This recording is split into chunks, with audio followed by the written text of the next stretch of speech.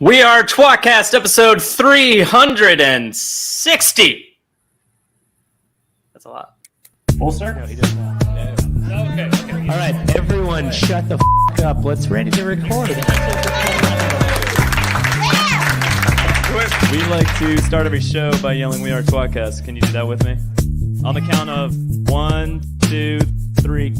We are tWoTcast. Now we can start. The Wheel of Time, reread podcast, explicit in R, freaking rated. Jono's the wild card, always talking shit. Joe's the straight man, he's a total dick. Tom is still obsessed with X-Men. Previously on X-Men. We are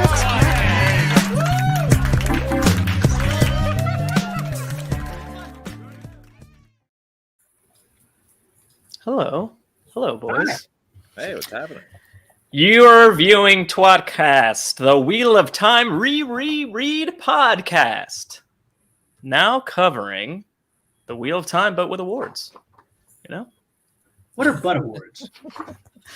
But with awards. Should we do that episode? Yeah. With me as always is Jono. Jono. Hi, Jono. Hey, buddy. Hi, Elayne. Hi. And I'm Joe. And Tom is always here. When we're talking about the Wheel of Time. Tom is always here. Tom, your hair's getting long. You're not wearing a hat. It's very strange. I don't know what to do with myself. That's still that awkward phase. I got to cut on that. I got to cut on Saturday, and the lady just goes, "Do you wear hats?" And I was like, "Yeah." She's like, "All right, because this is going to be bad. It's going to look like a bad toupee." I'm like, "Yeah, it's all right." I especially like the two little horns you've got off to the side there. I had to fix my hair for work today, and then the second I got out of work, I was like, "Oh, thank God." You're like, fuck. Looks like a bad Jack Grealish impersonator. Yeah, that's what I'm going for. Yeah. I didn't even hear what you said. It doesn't matter. It's not a I reference. don't think I understand the reference. Yeah, I know. That's what makes the write it down in reference. your little book like Captain America and look it up later. Probably a stupid reference. Yeah. Jamie Tart, to make it more relevant. Ah, that makes sense. You Yeah. do look like Jamie Tart. Yeah. Yeah. Good enough. Devilishly handsome, plays wait a minute, fit body. I'll take it. Yeah. Plays a lot of soccer. Don't you wish we used the term fit more in America? Well, no one's Can my fit. dick Tom. fit? Yeah. The saying died off as America got fatter and fatter. You know? I heard it on Ted Lasso 2 days ago. Yeah, because they're fit. Oh, the people in England? Yeah, all of them. Yeah, Are they don't there have any titties obesity fit? crisis there either. It's just here. It's over there eating I mean, that's what cheeseburgers everyone and says drinking about beer every all day. British show. You know? Yeah. That's what I heard. So fit. Yeah. Like Luther, that guy's fit. Downton Abbey, they're all fit. Mr. Dursley. I can't think of a single other British show. Richard Dursley. Is that his first name?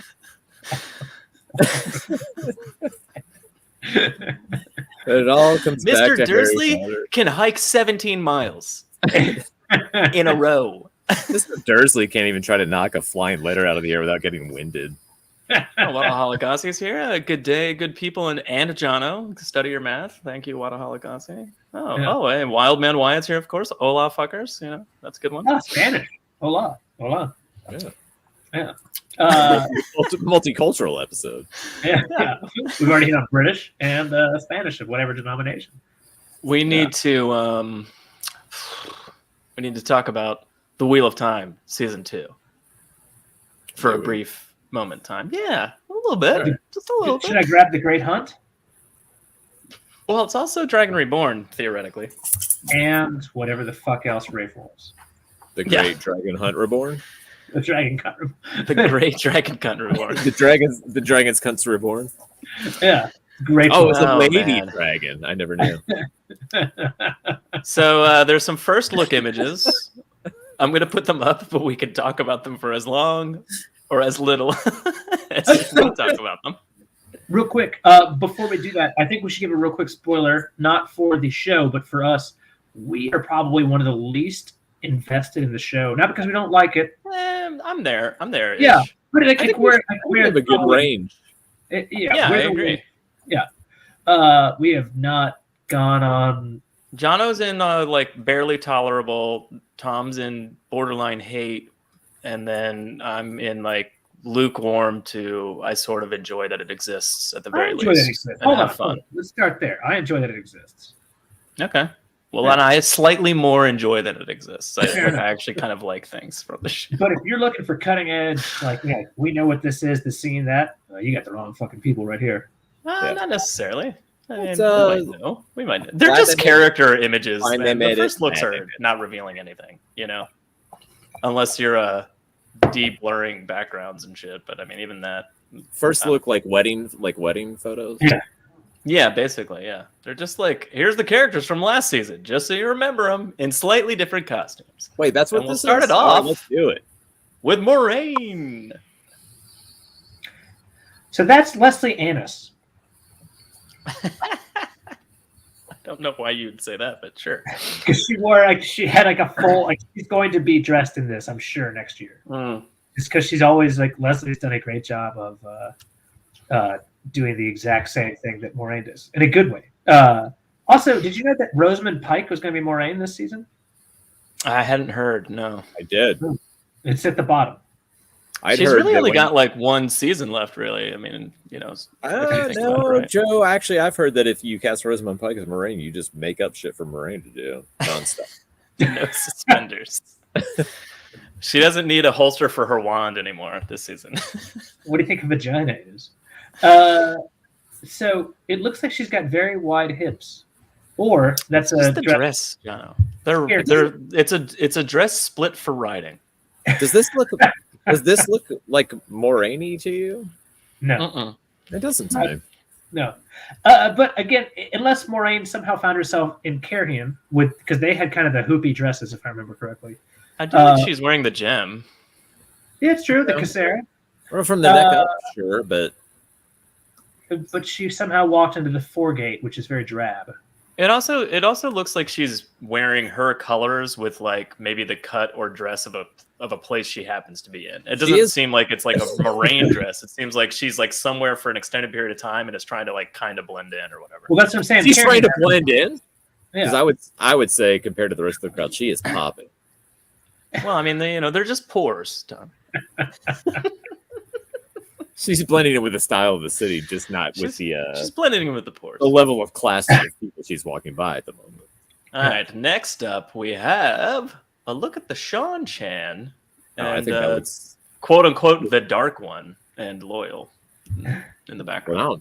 Well, that's all very confusing then. The one I haven't even seen an episode and I'm angry. I was gonna say, I was like, oh, that all looks really cool, and then you said who they were, and I was like, well, now I'm just mad. Well, they're obviously not. They're calling him the Dark One still for obvious reasons. The same reason we didn't know who the dragon was in the first season. Yeah. I'll be honest. They're actually doing a decent job representing what those fucking, maybe a little too excessive, those fingernails look like. I think they're cool. It is cool. Looks like fucking Valdo or. They look like aliens. It's great. I think the Sean Chan look great. I like them. But I can't imagine living my life like that. Well, that's why you have somebody else to do shit for you. They don't have to do anything. I honestly never pictured those fingernails being more than like an inch or two beyond the tip of your finger. Maybe 3. Yeah. Tom. No, I don't have a problem with that. I think they look cool. They look cool. Yeah. How would you wipe your ass? The answer is bidet. You have someone else do that for you. You have one of those people in those see-through clothes. The Daca Veil or whatever, right? It's bidet only while traveling. Just someone's. Why is Loyal there walking with them with the dark one? I don't know. Like, what the fuck this could be? So technically, the only place I can think of this would possibly happen, Falm, right? Technically, Balsamon is above. The Sean Chan are there, and Loyal is actually there. Do you think this is just them walking down the street to like go get a cup of coffee between? Yeah, they're just hanging out, having a good time. They're gonna go chat, play some stones. It's also weird that Loyal's wearing clothing that's not the color of like trees, earth, and grass. Well, again, he's obviously wearing Very Sean bizarre. Chan dress because the guy behind, I assume Lady Surath, is dressed do you in very think- similar colors, and it's tied up the same way at his elbows there. Do you think Loyal's playing the Bell Doman part here, where he's like Oh, guest please. / prisoner telling stories to the Oh, Highlanders, maybe. keep them entertained? Maybe. But that do be the worst thing I've ever heard of Bill Doman's on the show. It does, and also like I still don't understand why Ishmael would be there at all. Like just walking around like a guy. Yeah, I mean, It's odd. totally normal. I mean, is he going to be? No, I mean, he's not going to take the role of Patton Fane in that, right? Like that wouldn't make any sense.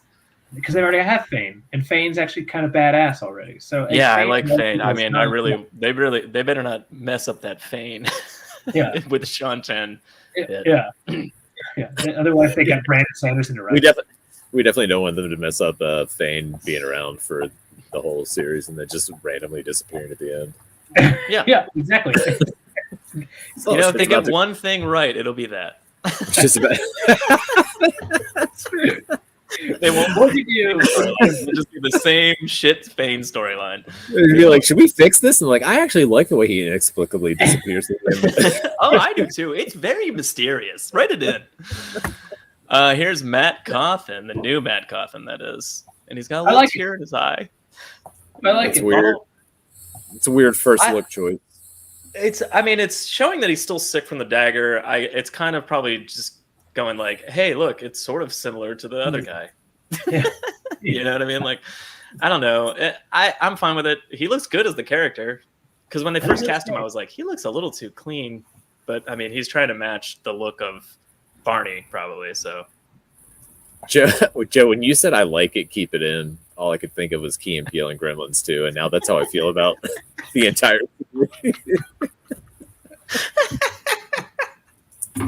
Electrified Bat, keep it in. It's in the movie. Who else? Are you telling me you want a lady gremlin with lipstick wearing high heels and looking all sexy and walking around? It's in the movie. That's a really bad impression of that joke, but whatever. Donald Finn. I mean, he looks good. I mean, hopefully he's as charismatic as Barney was, you know, and like we get kind of a repeat performance, and if not better than. I don't super remember what the other guy looked like, so there you go. I'm still thinking of Lady Gremlin, which is one of my favorites. What about a bat gremlin? A bat gremlin that smashes through the wall that leaves a hole perfectly shaped like the bat symbol from Batman Returns? It's in the movie. The best part about that joke is it's real. Loyal is the Dark One's shadow. It's really one of the best skits I ever watched. Oh, they're talking about the nails. They were inspired by Freddy Krueger. Yeah, it makes sense. Freddy Krueger gremlin, it's in the show. It's in the movie. Next, we have just a picture of Elayne as a novice, I assume, but she's wearing an apron. But she is wearing all white. So I assume it's the kitchens at the tower. Yeah. With Laris, hopefully beating her with a spoon, mildly. Look at all those wooden spoons she could get beaten with. Look at that big paddle in the back. She's awfully clean. Yeah. Well, she's not in trouble yet, Tom. Yeah. You know who that is behind her? In the next scene, she'll be whispering with Elayne in the kitchens, and then they'll get in trouble in a giant cauldron. pots. Yeah. Yes. In the middle of a pot. That's You the want best Elayne part. to dress like an Amish person from the movie with Harrison Ford called Witness, and it's in the show. It's in the movie. Yeah. I mean, Elayne is Elayne. You know. You know what's weird? For some reason, they nailed it. I never pictured natural light in the kitchens in the tower, which makes no sense. Like, why? Yeah, would it's that like in the go? basements, right? I don't know. I would assume not. It's right next to the cafeteria or the lunchroom. Yeah. Cafeteria. No, they sent it up magically like a Harry Potter. My fault. Tom, everything's a ripoff of Harry Potter. You know Cafeteria. Yeah, that. the Ridiculous.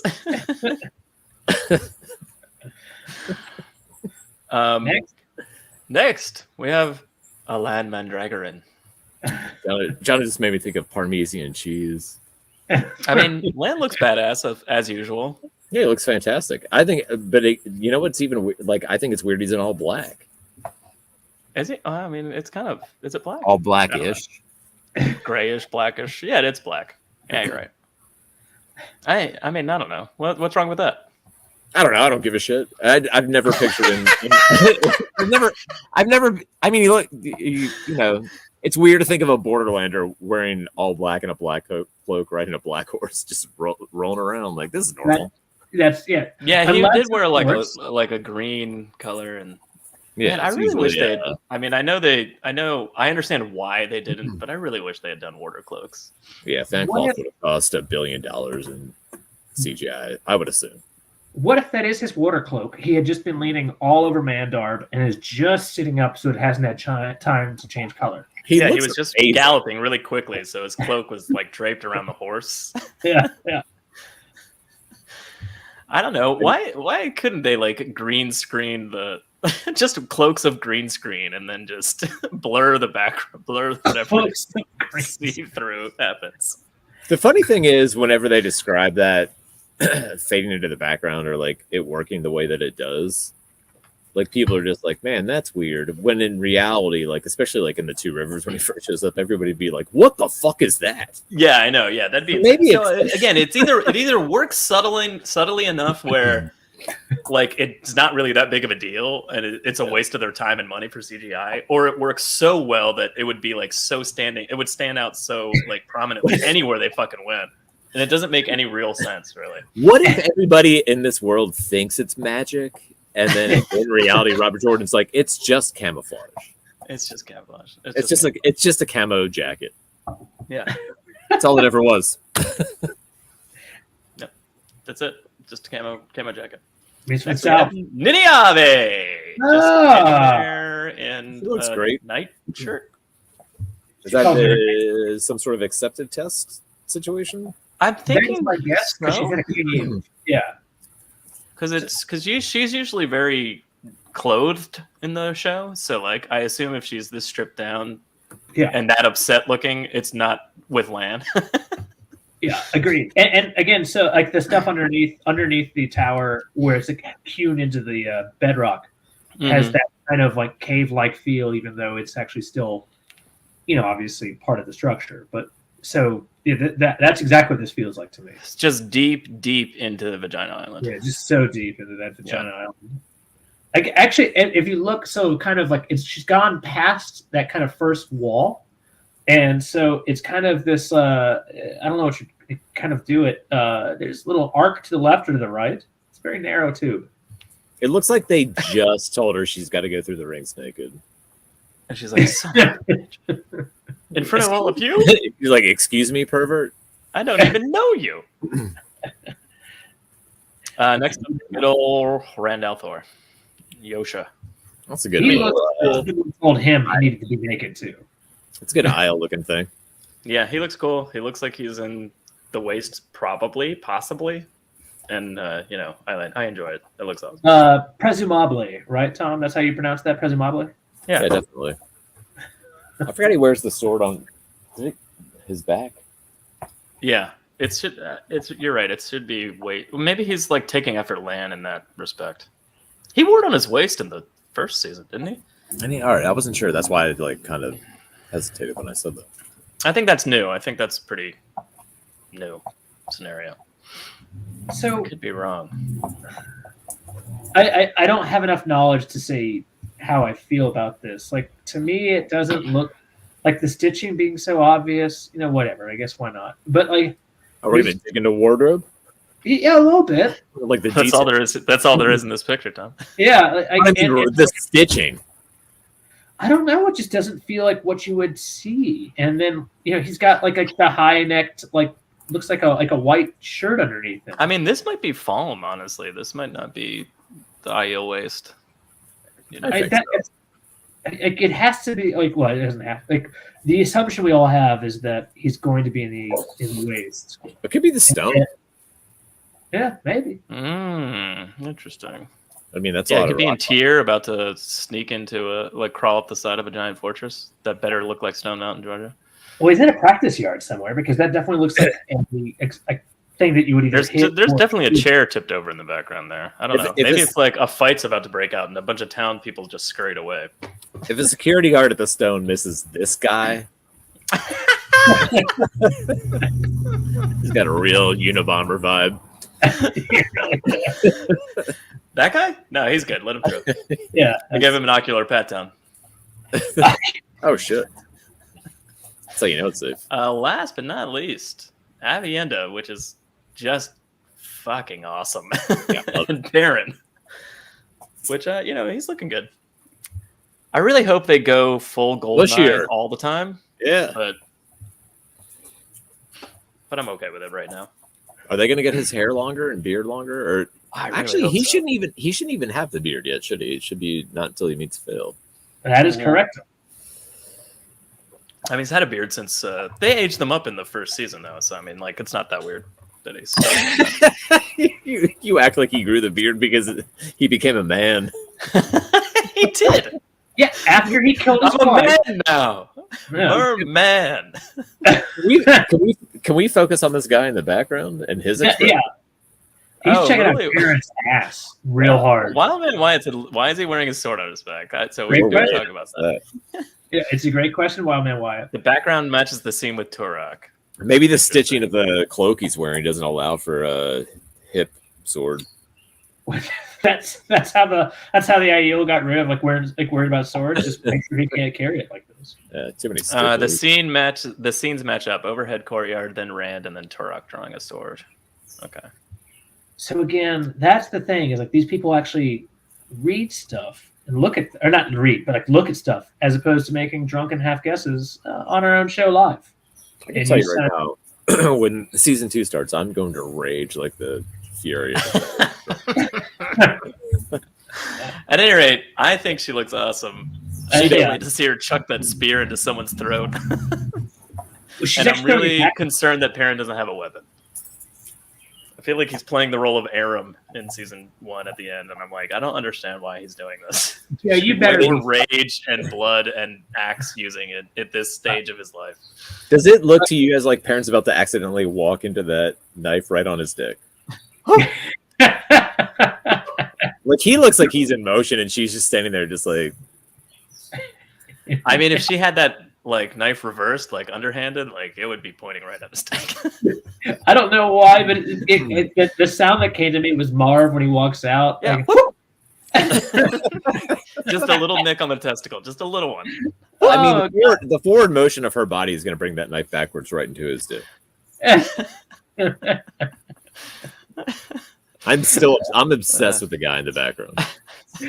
Yeah, no one Garden said, I've had a beard since I was 14. It's not about you, Noman Garden. He's a gnome. It's about when Perrin.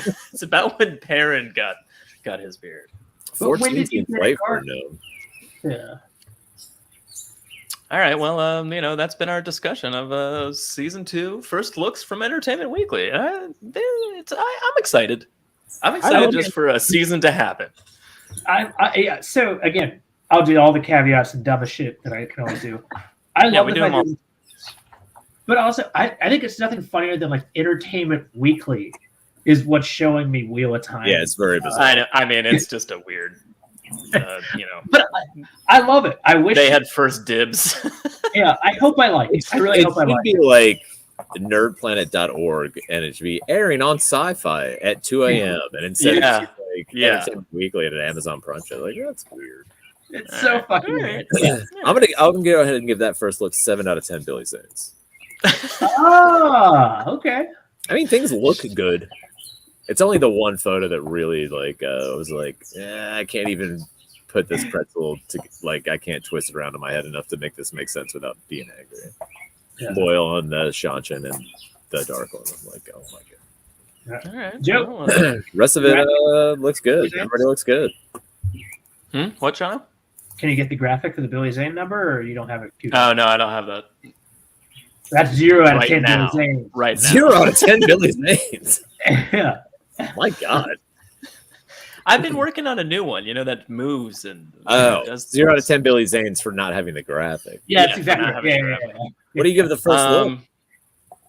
Yeah, I think 7 makes sense, right? It's. I'm not upset yet. I still love this idea. So keep on going. Yeah. Keep on going. Joe, how many How many Billy Keep Zanes? on going.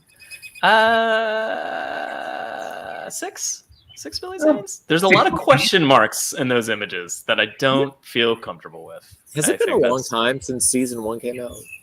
Yeah, it's been 2 years. It's been a year and a half at least, right? Almost 2 years. It was November, I think, 21. All right. Was it 2 years? Yeah.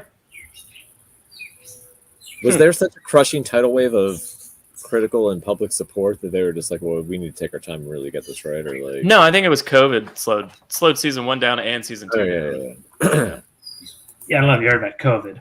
I don't know if you heard about that. I don't know. I feel like Spoiler they've had warning. We're about to talk about the Lord of Chaos, and if you haven't read past that, just maybe like not, maybe maybe not Tom watch stop this. talking about this.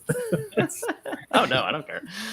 I feel like we've had 17 seasons of The Boys come out since COVID started.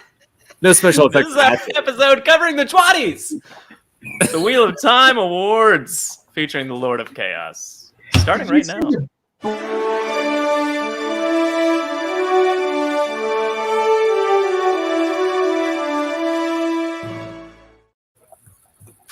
What do you guys think the about? tWoTties.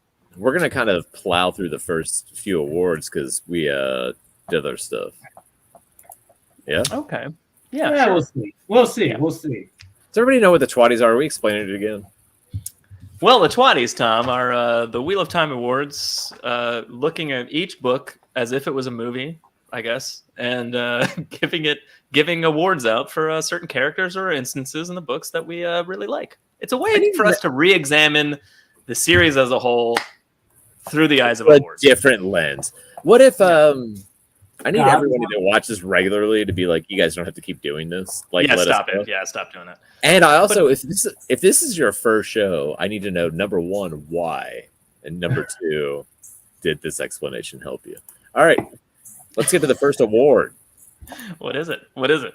It's the Chris Traeger Award for the best new character. The Chris Traeger Award for the best new character of this book. I don't know why John is laughing.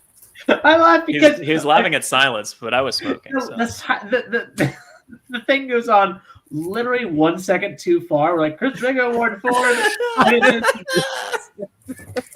Some of them are longer. Some of them have more words. So in the grand tradition of I'm not sure if these ones count or not, and so they're not official nominees. Let's do Aaron Gar and Oscar. That's kind that's of- not official. That's pretty official. This is the first time we see him. Sort of. but it's literally so. Like I as you saw, Tom, I struggled with that because they're fantastic later on. Oh, they are great. Each in their own way. I gotta say something I forgot too. By the way, speaking of these two, they get like we find out they're back, and then later in the book, like Tame shows up and he's like, "Hey, found somebody that's really great at the One Power. His name's Jahar Narishma." And then a chapter later, Halima shows up and she's like, "I'm sexy and I can channel." And then like, 3 books later, we're all like, "Narishma was one of them." Yeah, Shiva. It's Deshiva. Deshiva. Oh, was it Deshiva? All right, never Yeah, mind. Deshiva. Yeah, I was looking Narishma, through a recap today, and I was like, "How did we ever miss that before?" All right, that makes more sense. Anyway, I think Narishma's a red herring, okay, yeah. which is a fish that Moraine used to tickle out of the creek. That's not a herring. so they don't quite make it. Herring. Other nominee, I don't think any of us are excited about this, but Ulver, I guess. I mean, I put him down as an entry, obviously, because it's Ulver, and he's related to Matt. As if our viewers or listeners don't understand, I love Matt Coffin to death, but and anything that has to do with him. But Ulver, I mean, he's the horn sounder at the end of the books. I mean, he's No, but he gets introduced like Leonardo DiCaprio in Growing Pains, like the books are about to get canceled. Like, we don't need a kid to boost ratings. Like, why did this happen? We don't need a ratings boost. Get this kid out of here. So never mind. It's a All right, let's do next nominee. Back to Ulver real quickly. I sidetracked myself. Ulver is someone who's like, he actually does a decent job for being a kid on a show kind of thing. But he I'm fascinated by how uninteresting he really is. Like, he's a plot device to get like some tits rubbed in his face that could have been in Tom's face, which is a weird plot. And then for some reason, like him blowing the horn kind of irks the shit out of me, really, because it's just like. But he was the red herring, to continue the red herring theme. The red herring for tickles those out of the creek. No, I refuse to believe that. It's him. That's Gato Kane? Yeah. He's too old. It's obviously not him, because we've seen Gato Kane literally last book. I don't care. Maybe Gato Kane just gives birth at 6. No, just takes over his body, and whoever Ulver was is just dead. Rips his mom in half. You're the ugliest kid on the planet.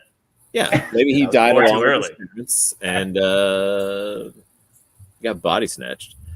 Other nominees: Harold Fell. Yeah, hats off to Joe, because like what's funny is I actually read like the book today or yesterday to like go through, and I was like, oh, I love Harold Fell, and I totally forgot to put him in like 18 different categories. Harold Fell is one, and like he's fucking 18, there's only 10 categories, Jeff. Isn't it wild? It's wild that he's introduced and dies in the same book, and he has like a pretty big impact. Noman Garden said, didn't RJ specifically say no to that one? And yes, he did. Say no to that. Specifically say that I refuse to accept that. Noman Garden's correct. He did specifically say no to that, and he also said other things. There's a reason why that we hold with good faith. Yeah. There's a reason why this is the worst podcast for real things, but the best for others. But yeah, Harold Fell is like, hello, Day. He creates book 9, really, right? The whole the end of book 9 is all because of Harold Fell. It's all because of what. His influence cannot be more important than that, right? That's the cleansing of the taint. That's allows I think it's amazing. All right, Tom. I'm pretty torn of who to make the winner here. Except Matt's extremely handsome. Wildman Wyatt said Ulver stands out as Matt's mirror image that Matt denies. And I guess, all right, other nominee is... Still talking about Ulver. Sorry, moving on. It's a fat bag of suet. It's Vanna.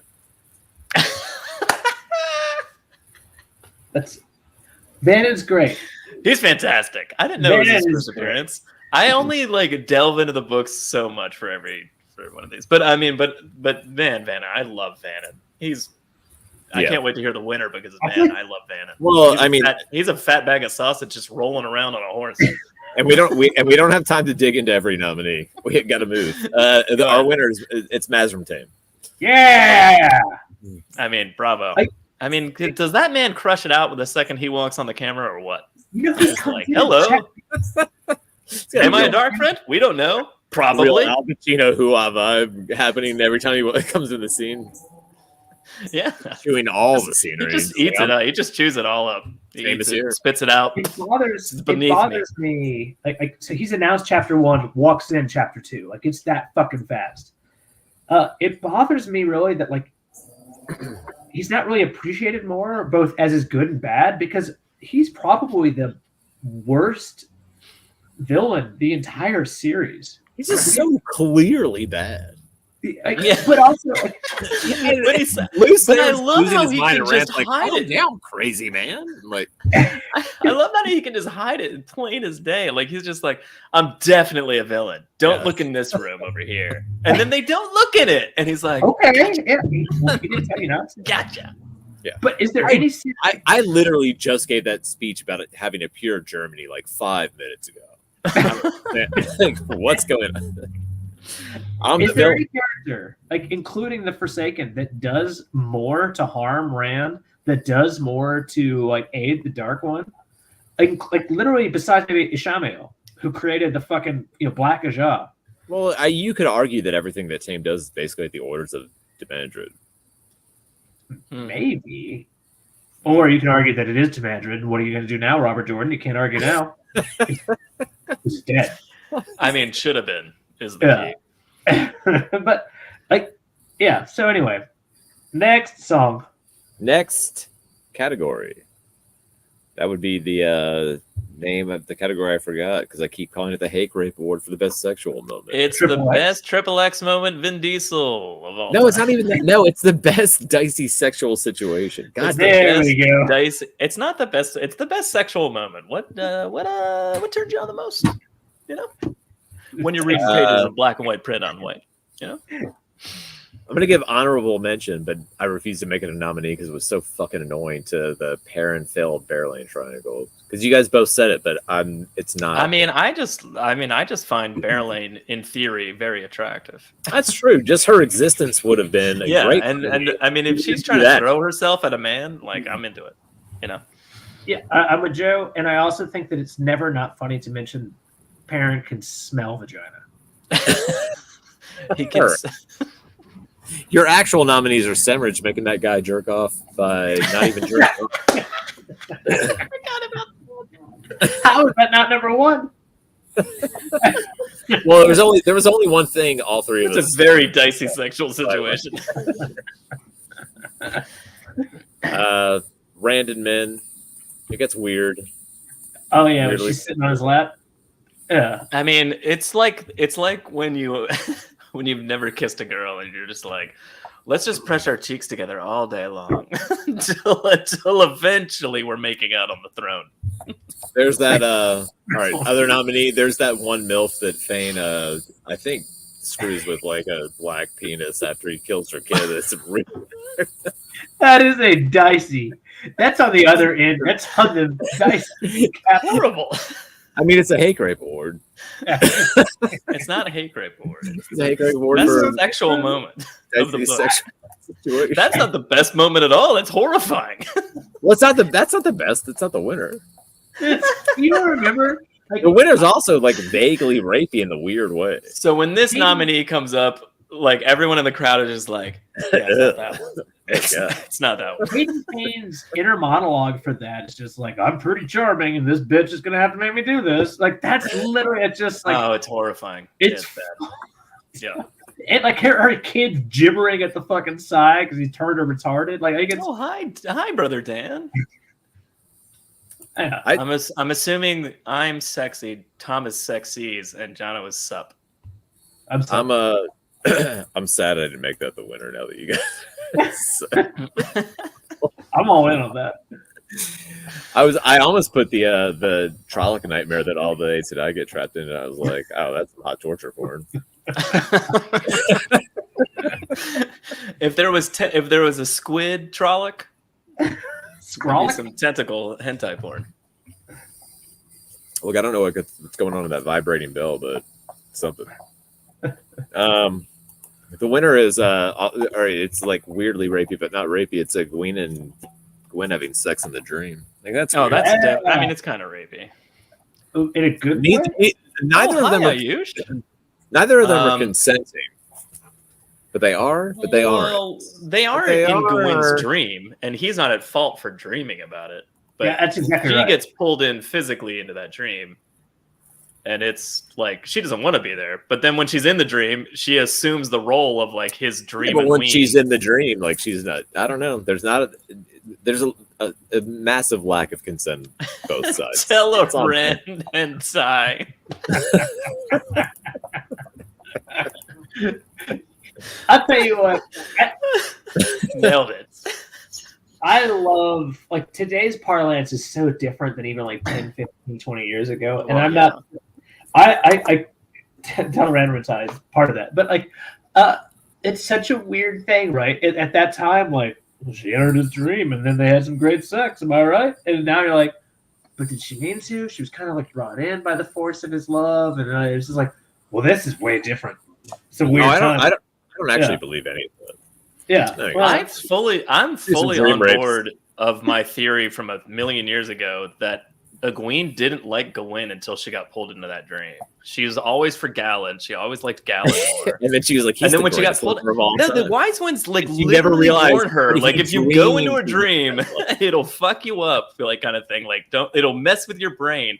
And she came out of that dream like, I think I'm in love with Gawain. And I'm like, I think she literally got brainwashed. Stockholm Syndrome dreamer? Yeah. I mean, oh, for real. No, I mean, they literally warn her about it like a book earlier or in this book. And then like she's in this book, she gets pulled into a dream. And then after she comes out of the dream, she's like, it's just, I'm me. I'm still me. And then like suddenly she likes Gawain more than Galad. It's sus. She shouldn't like either of them. Basically, she's like, has some guy that's one of the only guys in town that's even eligible, and she's like, I guess I'm gonna get married to him. And then she goes out to the world and she's like, I'm not gonna marry that guy at all. I'm like, oh, there's some hot guys, maybe they're down to fuck. And then also, like before she even gets to explore the world, she's just like, I guess I'll marry one of them instead. She didn't even get to look around or pick anybody. I also think like later on when she's like, I'm not stringing him along, but just kind of like pushing him away kind of thing. You mean as she gets further and further from the dreams, where she's just like, here. Yes, I think later on it's like a sort of subconscious mind that's her original feelings are like fighting it. Like, stop it! You don't want to be his warder. I mean, he's hot for sure, but like, I'm not in. I don't want to. But not in that way. It's that sweet Gawain D. You could write an amazingly bizarre like PhD thesis on this. It'd be she was stigmatized by Gawain. Yes. It's amazing. No, in the dream, they're in love with each other. So she gets ripped into that dream, and then she comes out the other side of that dream being in love with Gawain. And it happens literally at that moment. Like she's like, after she sees him after that, she's like, I love him. I'm pretty sure she was into it like before. That's correct too. She, like, there's a reason she was looking for the dream in the first place, Joe. There you go. Because she has disagree. It's a two-way thing for it to happen. Well, agree to agree. Yeah, we'll just agree to agree that you're wrong. Let's move on to the next award. Okay. It's the This Is It, Don't Get Scared Now award for the best battle. Don't get scared now. You should. And that's what, Tom? The award for the best battle. This is the best battle of the book. Not to clarify, Jono, anything to do with traps or defending your home from two burglars. Best battle, traps are a plus. Yeah. We had to eliminate traps are a plus. Yeah. Because he could not get his mind past the traps. All right, let's do the nominees. The first nominee, and it was close to winning, but it didn't. Do might as well. Oh. Second nominee is. Yeah. Wait, hold on. What is the second nominee? What is it? Lost it. It's Do Might As Well. Third nominee is Do Might As Well. The winner is Do Might As Well. It's the only put in the entire goddamn book. I had no idea. The whole book. Oh my god, I had no idea. I know. It's a surprising winner. You know, it's like that year at the Oscars when there was like one really, really good movie that year and all the rest of the movies were just Marvel. And you're like, well, it's going to be that one. I mean, I love Marvel movies, but it's going to be that one. You know? I do love just, well, the options are this, or Do Might As Well's was one of my it's my like marker for the series in terms of like if someone comes to me and goes like, how far should I read if I only want to read like a portion? I'm like, Do Might As Well get to 6, read 6. You know, like I'm always just like pointing to that as like, if you get to this point and you don't want to read the rest of the series, you're insane. Like kind of thing, like just get to 6 and you'll be like hooked for the rest of the 14 books, you know? So, but Do Might As Well is just astounding.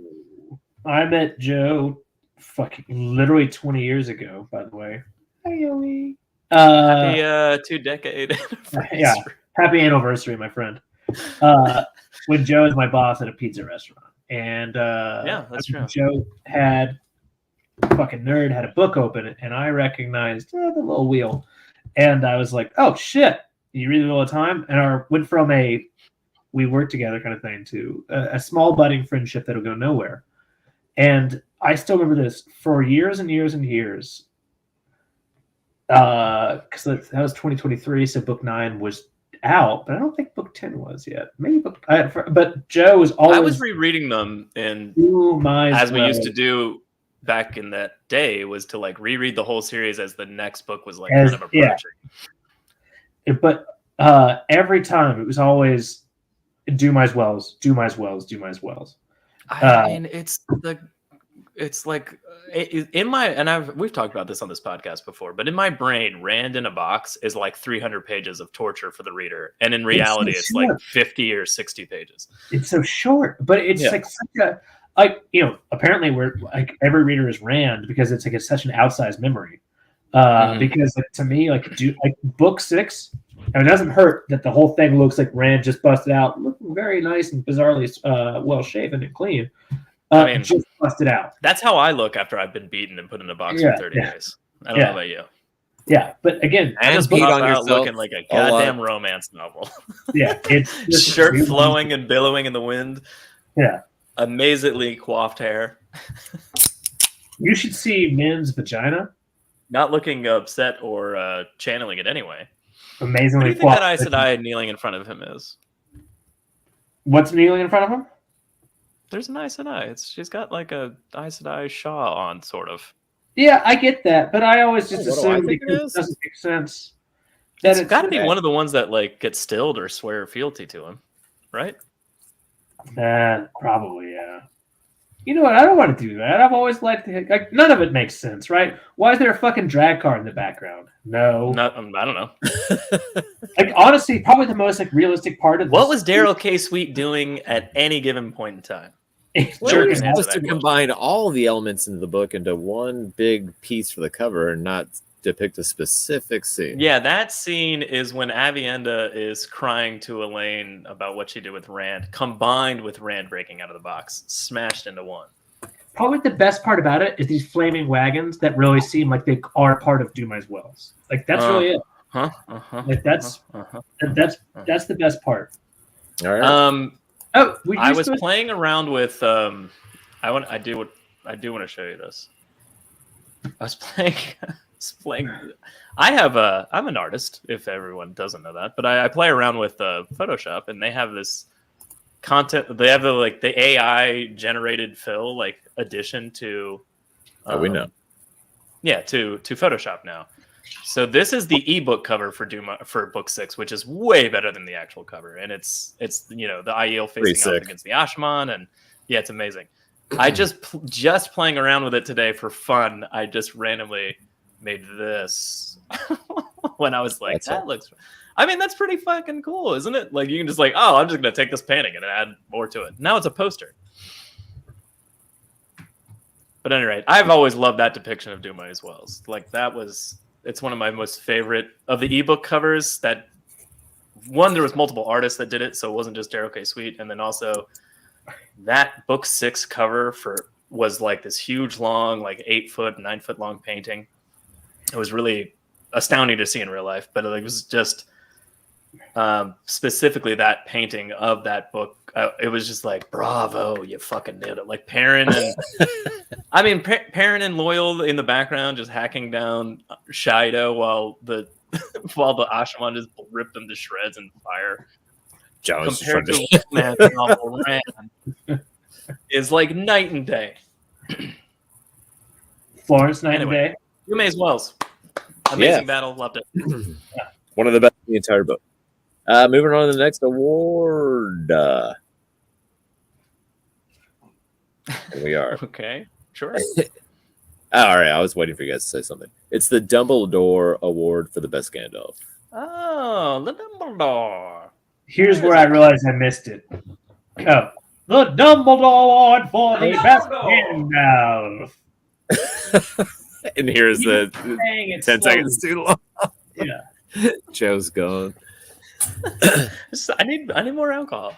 Your nominees are the wise ones. Yeah, all right.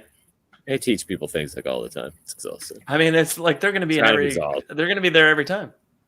For a little while. Yeah. Old Mog. Olmog. She's teaching those girls all kinds of weaves. You know? I mean, she brings the Aes Sedai into the future. She tells the queen how to travel in this book. That's a big deal. Whoa, technically, Elayne probably already knew because I mean, she technically had figured it out already, but I mean, old Mog is like, yeah, that's how we do it. She figured it out like Rand figured it out when he started skimming. Yeah. That sounds like something like when Rand started jerking off. That's what it sounded like. It's when you come really close, but you don't cross that line. A little edging over here. Herod fell.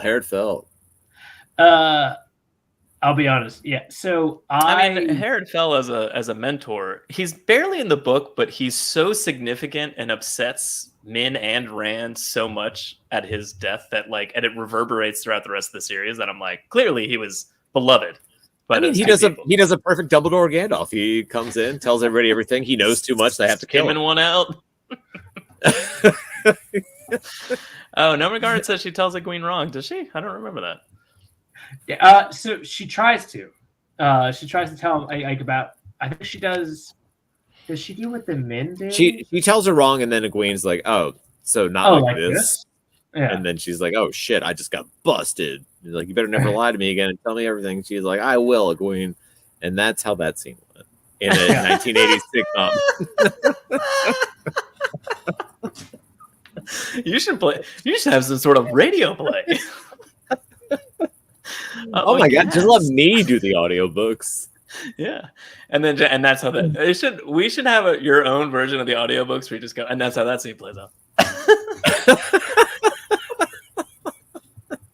Never even get to the It's basically just they just talk to each other. I can do the whole series in like 4 hours worth of audiobook.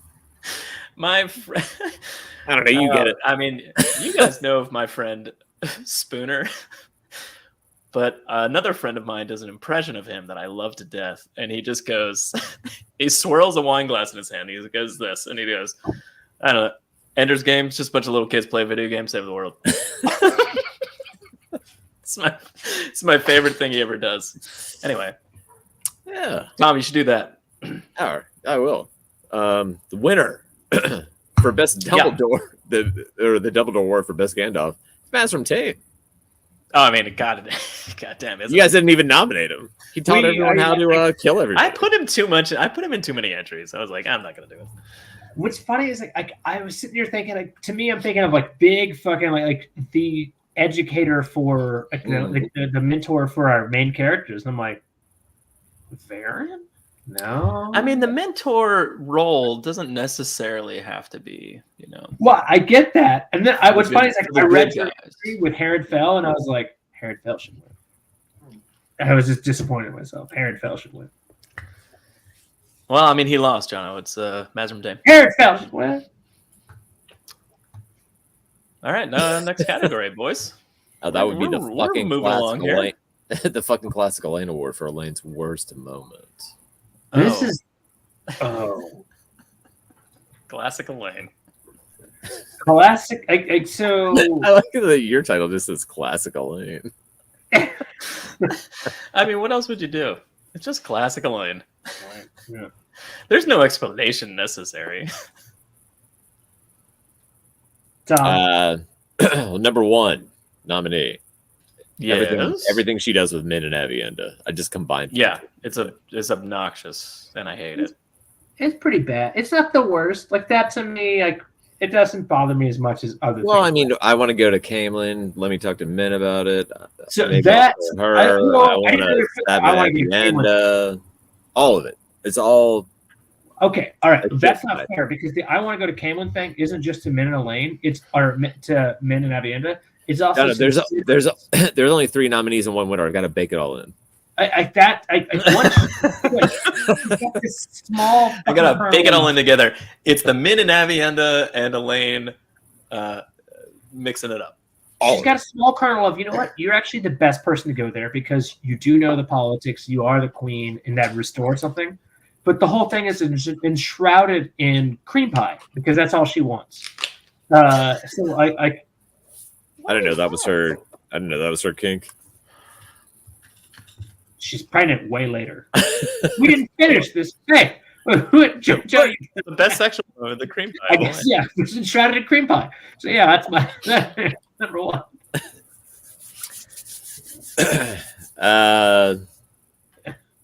blurting out the Logain secret to everyone that'll listen. Oh, There. so Please dumb. learn it. Just so dumb.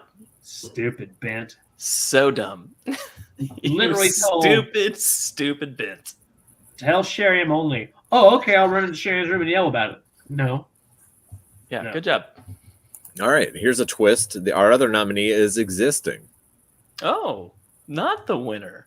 The winner is every interaction she has with Matt and the band on the entire trip to Ebudar, and while they're there, it's just. I think it's the height. No, it's not the height. It's not the worst, but it's not up the there. it's not the worst, but it's up It there. is top 3. It's top 3 in the worst things Elayne's ever done. Treated Matt like shit, trying to steal his Terangriel from him. I mean, it takes a lot of effort to beat existing. Existing is the Daniel Day-Lewis of the Ask Elayne Award. Daniel Day-Lewis. Just Last of the Mohican soundtrack. Cut to a montage of so annoying. fucking Elayne being a cunt. I remember like every time I read it, I just get so infuriated for Matt and like his dumb soldiers like knuckling their head, which I only know what the fuck that means afterwards. It's not jerking off. And like just kind of like why? Like he's got a bunion and he's like, I know. Like this man has literally hundreds, if not thousands of years of how to do this shit. And this fucking bent, this fucking woman is just like, it's so goddamn annoying. Do not like and subscribe, Elayne. Like and subscribe, please. If Elayne's your favorite character, do that. Yeah, Yeah, thumbs down it. yeah, If you like Elayne, just thumbs down this video. yeah. You can just fuck right off. But anyway, so yeah. Yeah. All right. I mean, you know what I did love about this, Tom, that you took the time for? You made it not existing, and I find that interesting. I mean, keeping it spicy. You know, we don't big know. one. It's a pretty big one. It's a big one. So before halftime, Mm-hmm. one more award. Oh. It's the most Magneto. The most Magneto is the best villain of the book. The best Magneto. villain of the Lord of Chaos. I think none of us had great. I agree. So let's just get through some It's of the hard to nominees. say. Shidar Heron, not even the best villain, just he's pretty Menacing. cool. I Horrifying. think he's creepy as fuck in this book, though, right? Like when you think about it, Nobody cards said Magneto was a villain. A long time ago, he was. I think that like, Yeah. It's like a nuclear submarine killed a bunch of people. Yeah. He's killed a lot of He was- people. He was literally put on trial at The Hague for war crimes. Don't question Tom's knowledge of X-Men. Didn't you watch the intro? yeah. Zap face? Zapped. Oh, but who? Uh, I agree, Neman Garden. So back to the fucking point here. Yeah, Yeah. go on. Yes. Shidar Haran, like he's the one who is intimidating our new friends, Ostengar and Arengar. He's everywhere. He's escorting Damodred into Shio Ghul. Like he's just like he knows like he knows so much of the dark plot that actually happens here in the background that really moves things. He's creepy as fuck. Like he is villainous, like clandestine villain for every one of the villains. Like he's creepy. You know, as a reread, you know that Shadow Haran is like, I don't know, not gonna like fade away and not be important, but just like less of a big Good deal. fun. But in this moment, like he is like ordering around Forsaken, and you're just like, who is this dude? You know, and they're like Yes. mystified by this giant mirror troll that's like telling everybody what to do. I don't The know. Ogre of Negro? Yeah. He's not a villain of like large magnitude, you know, for the story or the narrative of this book, but Sure. I mean, it's just the way he's bossing around like the Forsaken that just makes you go, like, every one of them. Huh? Like Sirig, like when she's down there, yeah.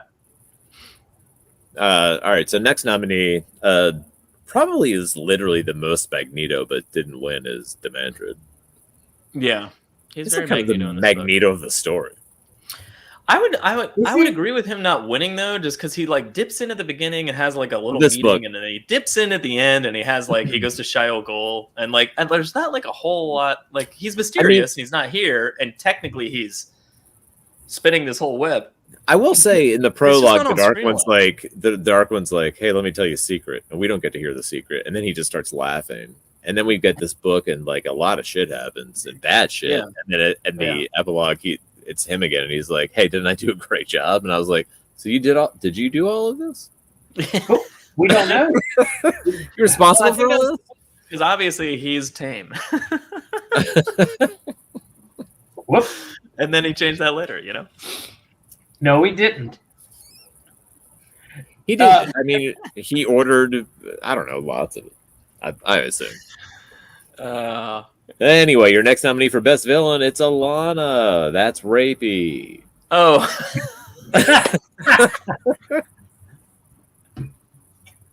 It's not the best villain. I mean, that's pretty underhanded. Yeah. One might call it pure evil. It just depends. It depends on your threshold. But she was raping Rand mentally for the good of the world, she thought. Which is the weirdest sentence I've said in a while. I don't know. That's probably not true, yeah. When it all plays out in the end, kind of did help. I feel like I get as angry as Rand does when it happens every time I read it. I'm just like, oh my God, I want to smash everything in this house. Yeah. Like, kill it. That's exactly right. And if you don't feel that way, you may want to actually examine yourself. If you don't feel like this is one of the weirdest, most it's just a horrible betrayal. It's like a horrible thing someone could do. That's why everyone likens it to rape, because it's just the worst. It's like not murder or killing, but it's the worst thing you could do. Like it's just a complete worst. Yeah. Technically, it gives him all sorts of new special abilities. Well, it probably keeps him alive quite a bit. Yeah, but who cares? A few times. Your winner for the best villain, it's Galena, I guess. But is it Galena? Is it Alviren? Like that's the thing. I was a struggle. Alviren. I don't know. You know what I mean? Both of them. Who cares? They captured Rand. That's a big thing. Come on. But is that technically Masana or Damandret? No, because Masana is the Forsaken who's in the tower. It seems to be Red Aja, Black Aja plot. I mean, Savannah, Samael. They're all involved. But you got to give it to somebody. Oh, I think that's I mean, Rand being captured, period, is a big deal. Galena's there. She beats him. She's horrible. I don't know. Galena's the director, but the producer gets to come on stage, and the executive producer and the screenwriter. Galena directed. She directed the play. Yeah, I mean, we'll give it to the cast. We all take a vow. Yeah. Everyone involved. I think it's Galena, but I agree. I think it's Galena. Yeah, that makes sense to me. Wild Man Wyatt submitted Halima with those big old titties. She caused lots of headaches. Not yet. Not yet, though. Not yet. We haven't gotten to the headache weather rape. Well, we're skipping that because we did Entertainment Weekly shit. Yeah, we did Entertainment Weekly. We don't need filler. Filler. Did you plan? All right, Jono, what's your three-pronged plan for weather? You son of a bitch. We already skipped weather. We're skipping headaches. We're skipping all of it. Jono, what's your three-pronged plan for weather? The Dark One's three-pronged plan. Fast. The weather is the easiest one. Everything in that whole continent is just fucking dying. There you go. That's it. You nailed it. Good job. What about headaches? Jono, what's your three-pronged plan for headaches? I don't nailed know. it. Next one. Nope. Wait, odds are I feel like there's something that happens with Fail, and that she's actually massaging Cad Swain at the end. Or not Cad Swain, Colliver at the end, didn't she? I feel like you're thinking about yourself when you're reading about Phil. What's your three-pronged plan for dicey sexual situations? Yeah, Trollocs, as you mentioned, Trollocs. Look, there's a lot of sexual assault in these books, and surprise, it's usually by someone connected to the dark. So every week I forget how funny that graphic is. Every week. And I don't think it even happened in this book, but just knowing it, as more gaze gets closer and closer, I just get more. That's next book. Yeah, I know. I All right. said. I like it. I like your entries. I'm Your glad guys' they summed it up fast this week. Your guys' nominees kept Valda out of most Magneto, by the way. He's not there yet. Kills Nile. Niall, that's not to a certain extent. No one loses here, right?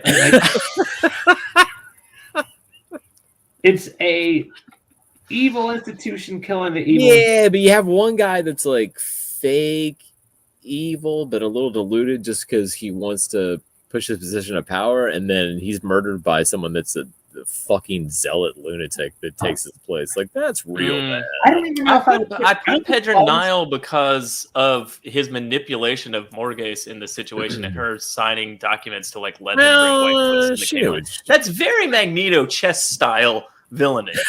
In a glass cage. Yeah, in a glass cage. Some weird. No medals anywhere near him. I would actually He'll get out of there fast. I think that there'd be a very interesting discussion of Pedro Nile as a character and Valda, just because Nile is such a both evil but wants to do good, but also based in his own realities and more than happy to manipulate in a way that's clearly not in like the White Cloak way. But at the same time, like, he's not a bad person, but his outcomes are often bad. Like, he's a fascinating character to my mind. Like, he's multidimensional. Valda is just... Well, one might say Magneto's multidimensional. Oh, very much so. Oh.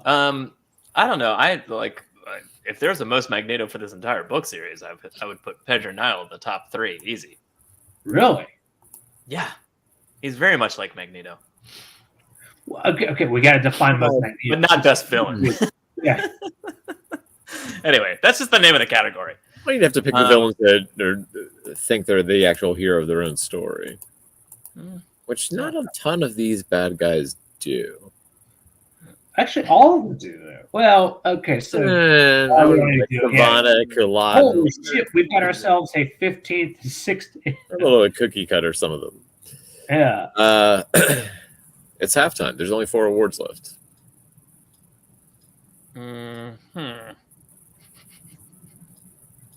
What does that mean? That means, Jono, that means you need to vamp because Joe's like looking for it.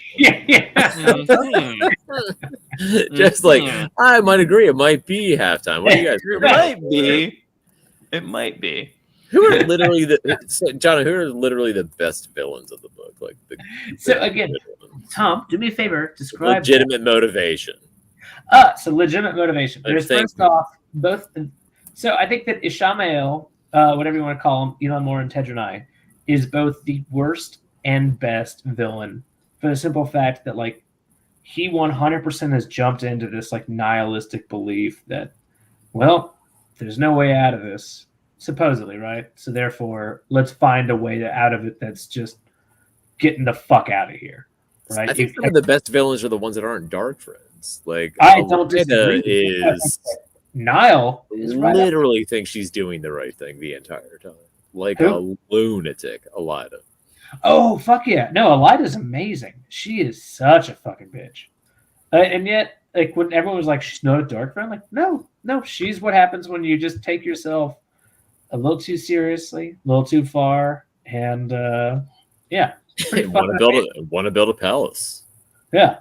I mean, there's nothing wrong with that. She's got that triptych in the background. You know what I'm talking about, Tom? Yeah. Hold on, everybody stand up. We have to get in a row. Yeah. All right, now everyone's standing up. All right, let's do that triptych. I'm ready. I wonder how many people turned this off. No, some of the best villains of the books are definitely the ones that aren't dark friends because they have to. I think exist in the real world. Well, they have to like jump through a gateway if something goes wrong. I think they have to be somewhat redeemable. Like you think, like they're the worst, but also like somewhat misguided. Yeah. No, my garden says so. Doesn't that make Gawain the most Magneto of this series? I mean, you're not wrong, right? How dare you besmirch Magneto like that? Gawain is the most Toad of the series. Or the most blob. I mean, he's in the Brotherhood of Evil Mutants, but he's not like top tier. When's the most pyro? What's Right, what's his I name? think I'm theoretically ready for a 3-minute break. Evil guy. What's the guy who almost cuts Elayne's kid out? I'm looking at. Oh, that guy's a great villain. Thank you. Yeah, he's The And best- a dark throne.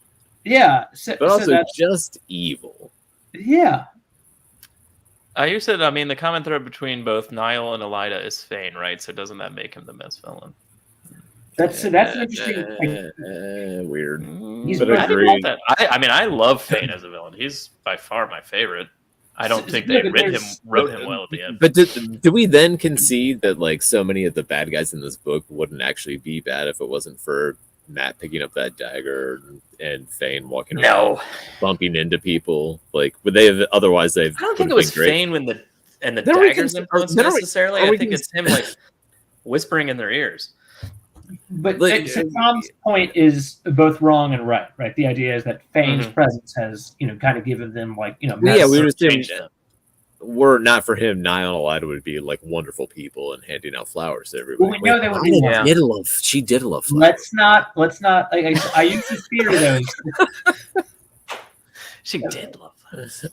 Hold on a second. He's not wrong though, right? We can't know, right? And I was going to ask Robert Jordan, but apparently he didn't answer my fucking email for the last few Yeah, years. that's rude. Asshole. It's very rude. So I would think that Ayush Wait. Did you write that 3 years ago or 4 years ago? 5. Ah, he just had all. He wasn't alive for all 3. Didn't matter. Or 5? All of those options. Yeah, none of those. All 3 options. Yeah, those were all none of those. He wasn't around. Yeah. You I should mean, have you written could that ask Maria or Harriet or Ellen. I'll just write another one. Literally text them right now.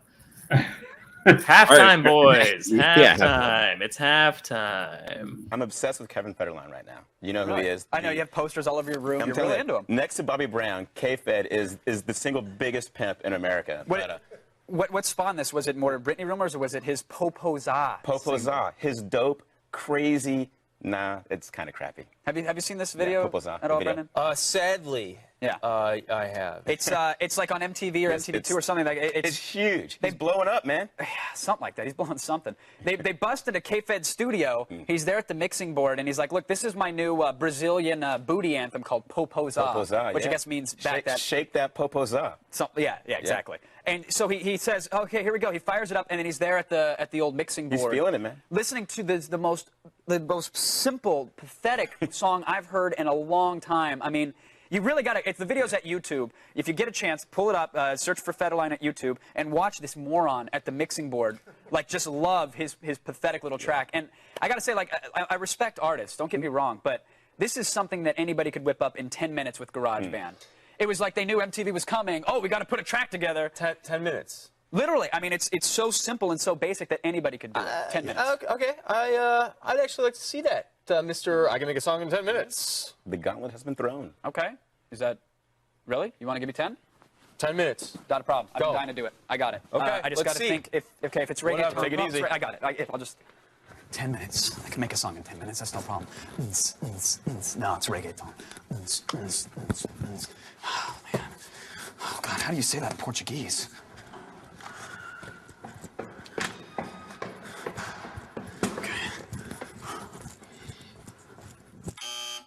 You ready for this? You got to double it up now. I only got 10 minutes of something. 7.5. Here we go. You can sample that if you want, actually. Give me a siren. Just give me a siren. I don't care. Find me a siren. Moves los de son. Moves los de. Do you like the breathing? Moves los de son. That's the fire. All right, so this is my new track. It's called Musos de Requesón. It's a bit of a Portuguese thigh shaker. Check it out. That's good. Yeah, I like that. Yeah.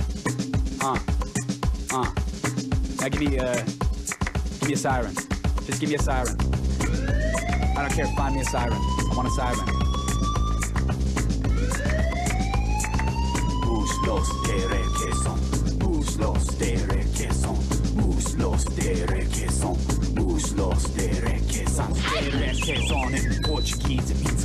cheese. I can tell it lies. I'm talking about your thighs.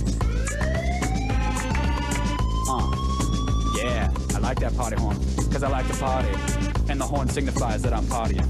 I wanna see those dimples shake, them chunks of dough I want to bake. Who's los de requesón? Who's los de requesón?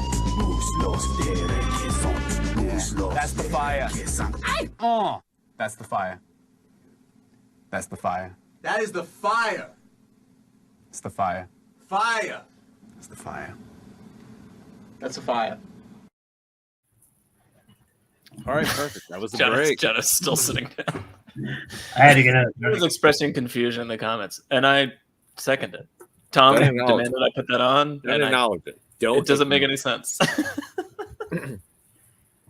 What was that? Usually we play a Taffy Bennington song. That's what that was. Was that? Oh, was the it Taffy song? No, okay.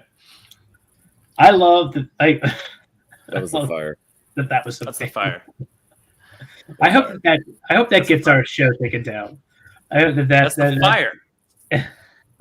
Tom, what's the next category? Let's go back Next into the category is- Wheel of Time awards. The Artex Dies Award for the saddest moment. The saddest moment. Can I interrupt for a second? We should have had that on Fires of Heaven because that would have been. Why would you interrupt? Why would you? Is that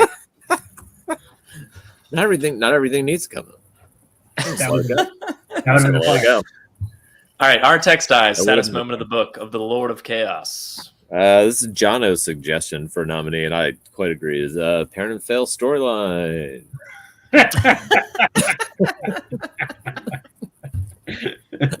I hated it. You don't like him meeting his in-laws for the first time ever, and then like That's not arguing at all. with him and proving himself. Why does she You know what? smell this way? I don't understand why she smells so mad at me. Every time I talk to her, she's mad. I don't know what I would do if I could smell my wife's anger and emotions. So many jokes. So many jokes. It wouldn't be arousal. I'll tell you that. But I don't know. I'd probably move out. I would just assume she hates me all the time. Yeah. It's kind of like one of those things where you're like telepathy as a power sounds great in a comic book, but like you don't really want it in real life. Like I genuinely just don't want to know what You should watch What Women Ever. Want with Mel Gibson. It would perfectly illustrate what you're talking about. exactly right. That's exactly right. It really does feel like I bet you there's so many things where I'm like, hey, can I make you dinner? She's like, oh yeah. And the answer is like, you fucking idiot. You make shit food. Like, oh. Oh yeah, for sure. Yeah, All right, next nominee. It's Leah. Yeah. What a bummer. Oh man. That this Wait, should I say that after every nominee? No, but that's seriously bummer. like that's literally watching Artex sink into the mud. When they can't find Leah, it's horrifying. no And I'm horribly sad. next week's episode or our next episode with this one will be her finally sinking into the mud. With Fair. And But they look for weird. her for so long, and it's really sad. it's going through this, I like some of the stuff from this book. It's weird how much it stuck with me. Like I was like, Herodfeld is introduced and dies in this book, and Yeah. like we don't know Leah, and then she dies in this book, and like that sticks with me forever. And I'm like, weird. So some of the stuff from this book really sticks. Next nominee, it's Mangan. Hangs himself. nah, whatever. You don't care? No. All right. Yeah. And your final nominee is the box. Everything about man, that. it's Ran in a box. Everything more- about this is bad. A little more to this. It's sadder with men. It's my absolutely favorite book of all time. I know it's the first one you ever read, Ayush. The first one you read, Ayush. Of course, it's your favorite. That's exactly what I was going to say, Tom. Good job. Yeah, Ran in a Box is sad, but it's specifically the part I'm more enraged with Rand in a Box. The sad part is that Min is drugged through that situation with him, and he is powerless to do Min anything. is also beaten, so it's help like her. it's almost not the Artax dies for saddest moment award. It's the Artax dies for most rage-inducing moment award. But whatever. Yeah, so you're exactly right. There's two things that are entirely fucked up. One, when Min is beaten because like that, they realize that that's the way to harness Rand's anger and control him. Yeah. Yeah. But then when Or to Rand pretend, realized try to control them. Yes. it's both the most sad, frustrating, and almost chill-inducing. And yet so satisfactory when he murders 2 orders. Well, no, exactly. So when Rand finds out that Min's there, yeah, because he doesn't know. He's in a box.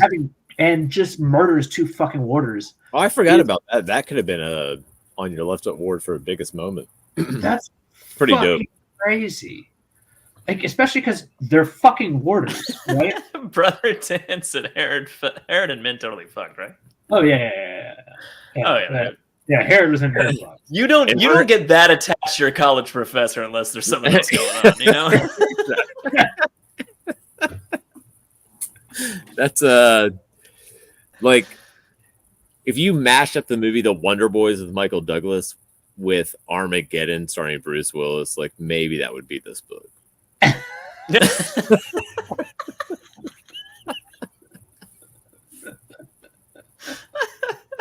That's fantastic. Yeah. I love it. I'm actually surprised everyone got those references. I mean, why? Of course you would. Noman Garden's a little box is little box. I actually sing that song to my daughter as a lullaby. That is not polite. It's fine. It's fine. She doesn't know. Later on, when she understands the lyrics, she'll be like, "Wait, what the fuck?" You know, choked on my whiskey. But right now, it's fine. Maybe nah, never mind. Maybe African puppets.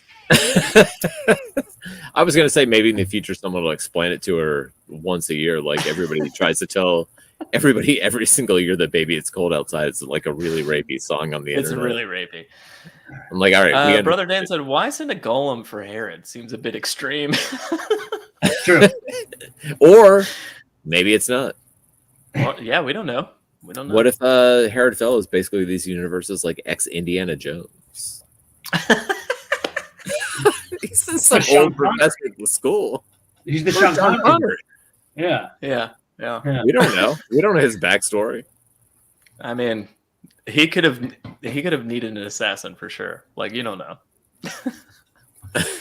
What if they sent like a gray man after Herod Fell or multiple, and he was just like pinning them to the walls with ninja stars? Imagine if you were trapped in a statue. I use them as bookmarks for thousands of years, and you're finally free, and they're like, "Go kill," and you do, and then you look and down, you're like, "Oh, an old man reading books. So sad. What are you using me for? I remember the Age of Legends. It was yesterday to me." I used to kill captains and lose Theron's army. What is this man limb from limb? It's a philosopher. It's not even a university. It's not even a state-run school. They don't even know what a university is. Charlie Tuxon Herod Fell pulls a whip out on the column. And then puts it away and promptly shoots him with a gun because it's too much work. You call him Dr. Phil. Dr. Phil. Next award, it's the biggest catfish. Oh, biggest catfish of the book. There's a lot of catfish in this book. I know, but this is the one. This is the book I've got to say I was the least excited about all the catfish that we chose. You know what? Because the catfish are so obvious. I mean, they're doing a good job, but we all know the secret. You know. Let's start with Jono's choice of Rand's army. That he's pointing at Samael. Yeah. It's less a catfish and more of just like a viral post that goes around. It's literally this. Like I kind of like look up here and he slaps him in the face is what he does in book 7. Like it's such a like which by the way doesn't that happen in the 3 young women he was dancing with at the party were secretly assassins who didn't make it through the night. Herod Fell. Yeah, well done. We have somehow made Herod Fell Indiana Jones in like the last 5 minutes.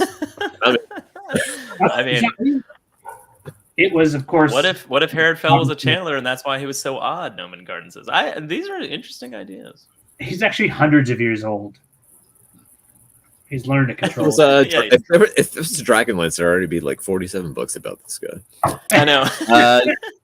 And next week we're going to have on. No, I'm kidding. Next catfish, we old should Mog. otherwise. But I mean, that kind of catfishing against her will. Yeah, is that? Oh, Mog. Yeah, she's catfishing against her will, but she's still catfishing the rest of the camp. I don't think that she's the catfish, though. She's the bait, Egwene, and Elayne. What's her name? Magden? Magnan. Yeah. Magnan? What is it? Isn't it Magden instead of Moghedian? Like, It's Mag. super clever code name, guys. It's not that obvious, is it? Yeah. Never said it out loud. What's your name? Maggie, Megan. Yeah. Oh, nice to meet you, fellow terrorists. My name's James Band. Where are you from? I'm from the Age of Ledge, Abu Dar. Lejubar. The next one is Pater. Yeah, really? He's drinking more gates. That guy is. I just finished reading The Eye of the World. He's not really a dark friend, is he? They just murder him. No, he's a dark friend. What are you shutting? Are you kidding? Yeah, he's a dark friend. He's from. Did you reread the whole series? Apparently. Yeah. He's the biggest poofball in book one that they can't stop making fun of him for just being such a bitch. Like, even like Rand and Matt can't stop laughing at him because he's just kind of like, oh, well, I know what happened. And like, no, you don't. And he's like, okay, I don't. Oh, thank you. Nomen is Merrigan. That's there it is. Old Margie was Magden is what they called Morgan. Right? Also, that's right. Wyatt, we're going back to Harrodville. Wildman Wyatt said, "Minhead, I love you," painted on her eyelids.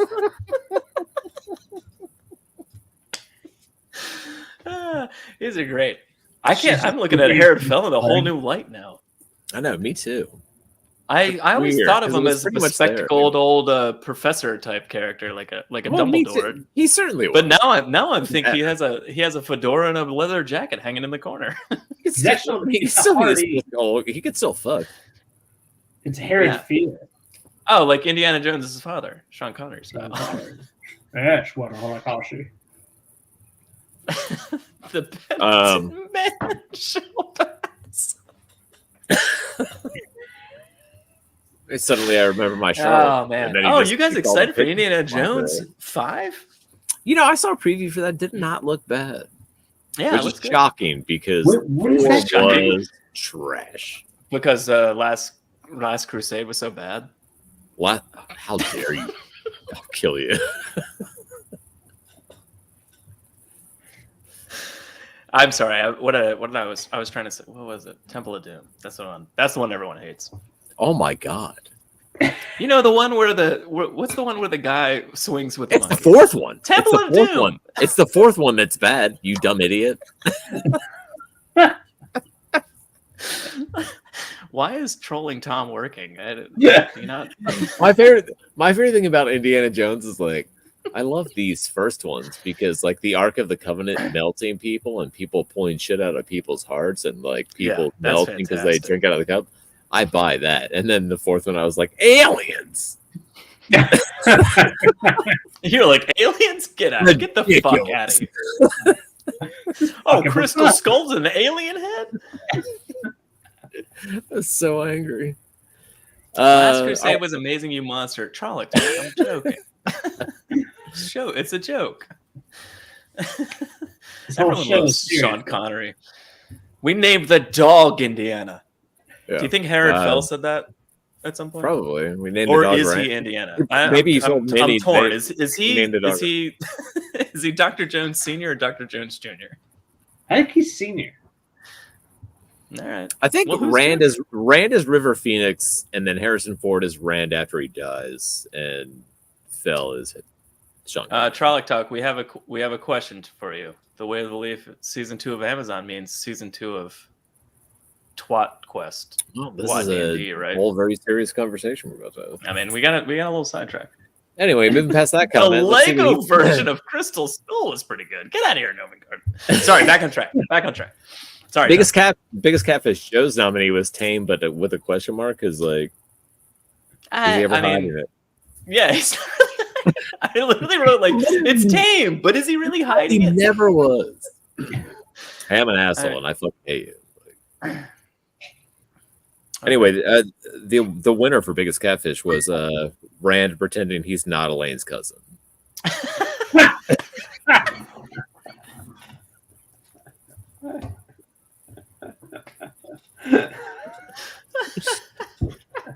He figures it out and twists himself into a pretzel trying to make sure he's not like, fucking Ty your cousin. Green? You're fucking your cousin. Let's pretend. That's all there is to it.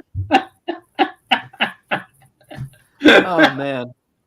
Do you think that's why he's with Min for like basically the rest of the series? He's like, He's trying to reconcile that in his mind. yeah. He's like, that's my cousin. And I'm still put like, my dick in it, but I gotta should probably get be, some distance boyfriend from this one girlfriend. before we circle back around. But not only that, Eventually, where did my mom go? Are you a waste? Don't know if Avienda's clean either. That's probably my cousin too.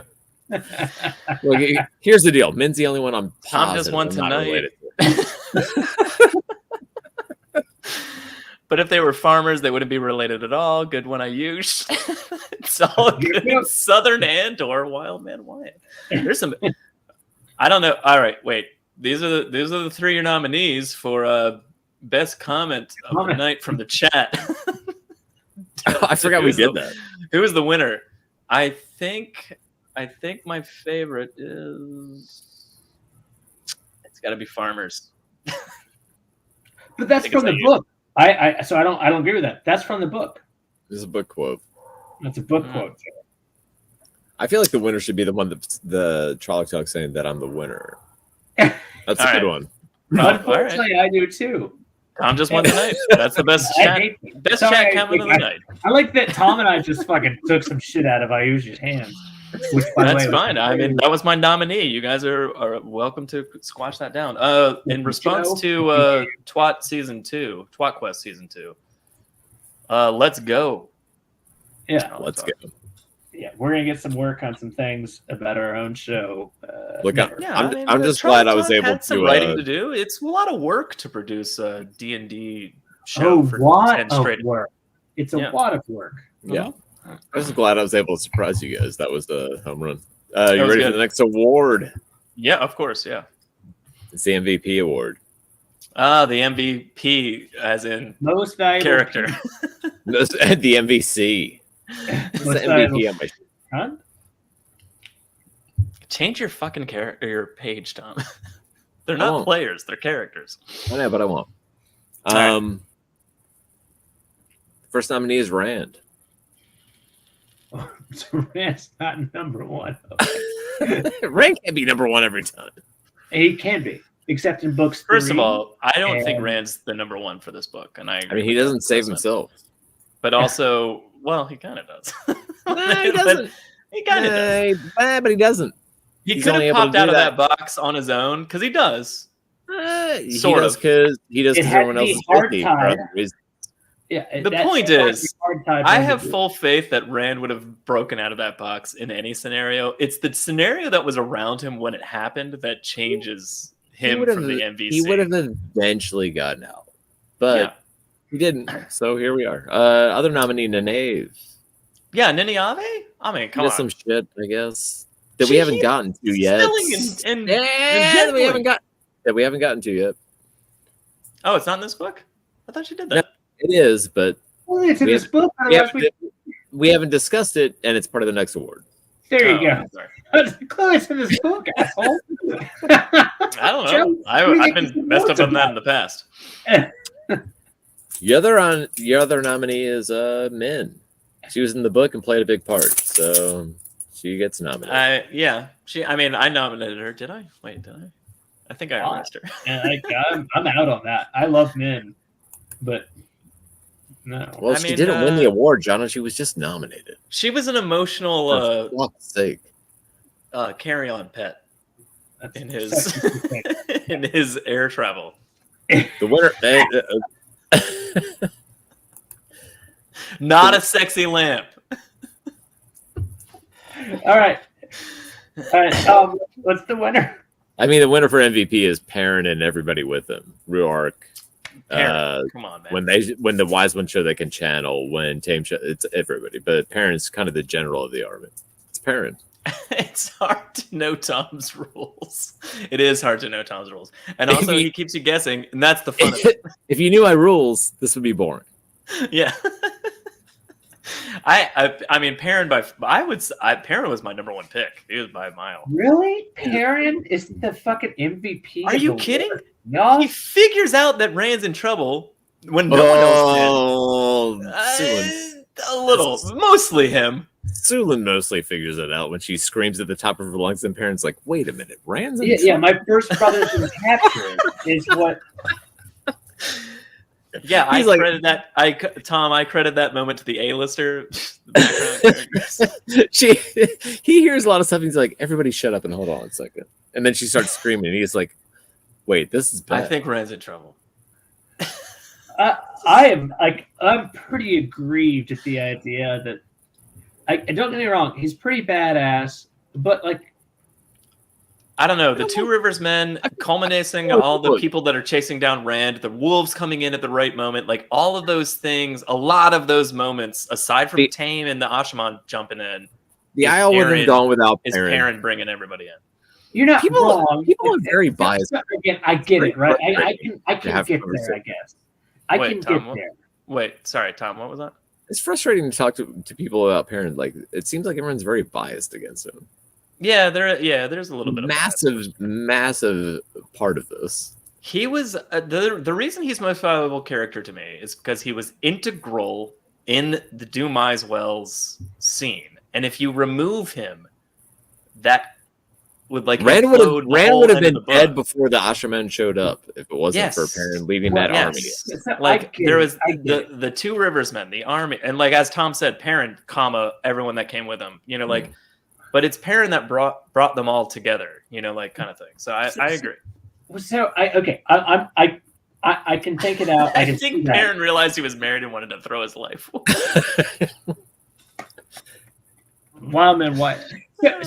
Again, like, how far is too far to extrapolate? Like, if it wasn't for Perrin, these people. If it wasn't for Perrin, these Aes Sedai. If it wasn't for Perrin, same time. If it wasn't for Rand, they would never have been there. No, if it wasn't Rand, they would have nothing to do in the first place. Well, there you go. So Rand's the most valuable, am I right? Well, then Rand's the most valuable character of every single book. Yeah, that's not fair. Literally about him. That's not very exciting.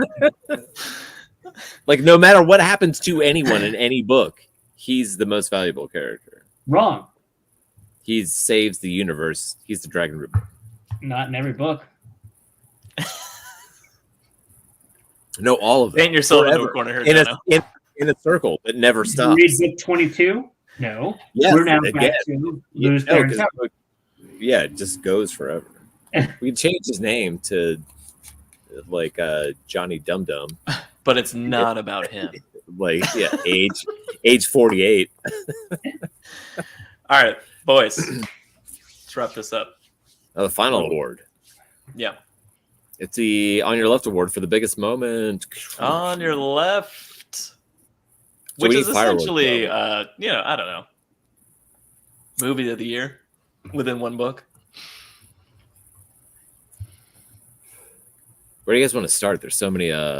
Let's do this one first. We'll do the Aes Sedai kneeling to Rand at the end, / and I added this, and you'll be mad, but also Matt kneeling to Egwene was kind of a big deal. So I just put the two. No, I love that moment.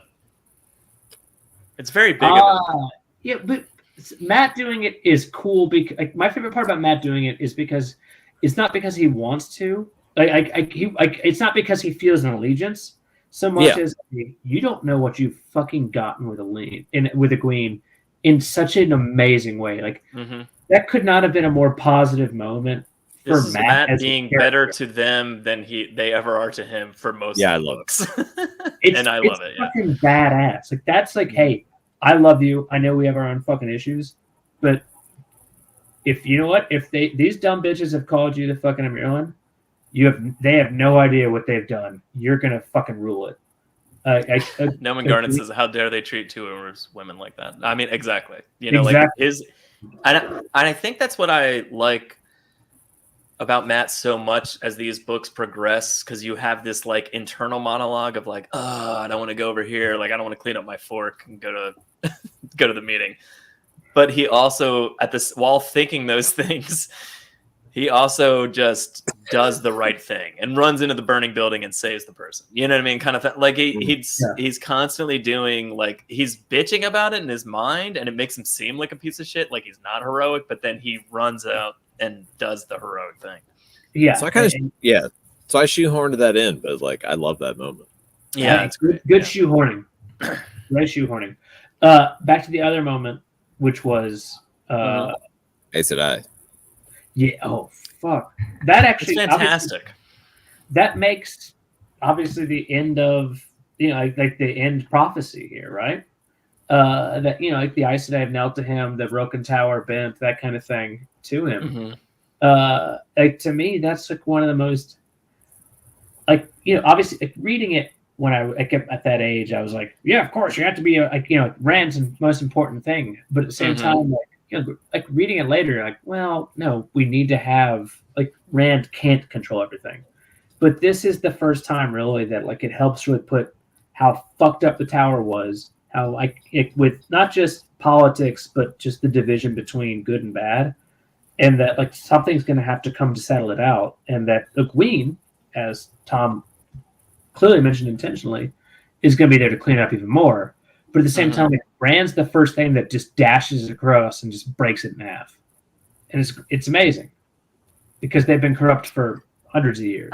There's so much of that moment to me with Rand and the Aes Sedai that's like a vindication of like what he went through. And it's not, it's petty to feel that way. Like it's a I don't know. Yeah. It's a bad feeling. Like, just like, fuck you, you put me in a box. And it wasn't even them, like kind of thing. But like, but at the same time, it felt so good when you read the end of the book and he's just like, no, fuck you kneel to me, kind of thing. And like, again, it's so a petty vindication. But at the same time, when you look at as you were saying, like, Rand can't control everything all the time. Like, he needs people to help him. Yeah. And part of that is like forcing them to swear fealty initially, but I mean, like, does he ever really act upon that? Not really. He like lets them kind of run free after that. Yeah, it's the start of him because he knows they can't betray him. Kind of thing, It's almost like he has to force people to trust him, or to be trusted by him, rather. Tom, yes. It's the start of him going crazy. Like, it's a huge turning point, being stuck in the box, and making them kneel down. He's not taking shit from anybody anymore. Like, I don't know if it's the start of. But I think that you guys are both onto something. Like, it's the loose Darren thing amplified like 100-fold in the box. True. But it's fascinating because, like, as a, like, especially as like a male reader, right? Growing up, like, I connected so much with Rand as I slowly lost my mind. It could do magic, and that's not right. But like, you always want, like, it's a coming of age story as a male. You're like, I want this, I want this, I want this, and like it builds that way, right? Rand conquers Tyr, the Aiel, Caemlyn, Carrion, like everything is falling under his like hand, and you're just kind of like, well, Rand needs to control everything, so it's great that these Aes Sedai are coming under him, and then all of a sudden you're like, he's actually awful at this, right? Is really what happens. It becomes immediately obvious that he shouldn't really be controlling these things. Pretty fucking. 19. What's that? He's 19. Yeah, exactly. He should not be doing it. Yeah. I mean, it depends. Is it the book or the show? Well, yeah, he's 32. He's 27. So it's amazing though. Like, like these women bend to him, and you're like, yay! And then later on, you're like, oh, this was bad. Oh, that was dark. Really yeah. Yeah. Yeah, but at the time, you're just like, yeah, fuck all of them. They've been conniving and fucking with him since day one, Moraine included. Oh, I felt that way the whole time. Like every reread and everything. I'm good with it. Yeah. Yeah, I'm not upset with it, but there are better options. The Queen being in charge is usually one of them, or the actual wise woman. The wise woman. No Garden said starting to go mad, quote unquote. I just realized that him going batshit in The Dragon Reborn wasn't madness; it was sleep deprivation. You want to do the next nominee? Yeah, go ahead. Yeah. Let's do Rolling Ring of Earth and Fire. It's incredible. Yeah. The Ashman come out of it. I mean, if there's an on your left moment that it like literally translates from Avengers Endgame, it's the fucking Ashman coming in to do most we're not that. We're at Rolling Ring of Earth and Fire. Oh, sorry. It's after they lift the dome to save everybody, and it's a charnel house. By the way, charnel house is not a term that's used often enough during and that's I think that's actually used in the book. There's just ribbons of flesh being tossed around. And so one of the things that strikes me from that is Perrin afterwards, like just like vomiting and like not being able to handle it. And he also like thinking he was a wolf, like tore the throat out of a white cloak with his own teeth. Presumably. He just spent like an hour slaughtering people. Yeah, but he just like cut people down, and then they like just like the Ashaman and the death, and he's just like, oh god, that was literally a meat grinder. Hey, quick question. That was real gross. Yeah, how did we not have this? It's too much for me, and I'm a wolf. And a lipstick dick and everything. I literally eat flesh. Like this whole fucking battle is, it's definitely like top 5. I think like it's a Gallagher. Yeah, well, I don't know why it's right. Yeah, Oshman. The front row just has ponchos on. They should have had somebody riding out handing people ponchos. Like it's about to get bloody. It's about to get bad. You're not gonna like those hairs down to here. Watermelon's gonna go everywhere. Yeah. I don't know if you dressed up for this fight, but you're gonna want to put this on because I noticed you were wearing a tux. Here's a sheet of plastic.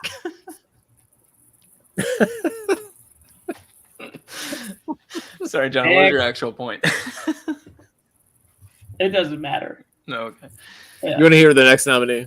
Yeah. Oh God, there's more nominees. There's 2 more. Well, there's one in the winner. All right, one in the winner. The healing of Logain and Swan and Leanne. Like that'll blow your mind. I was starting to say earlier. You shut me down.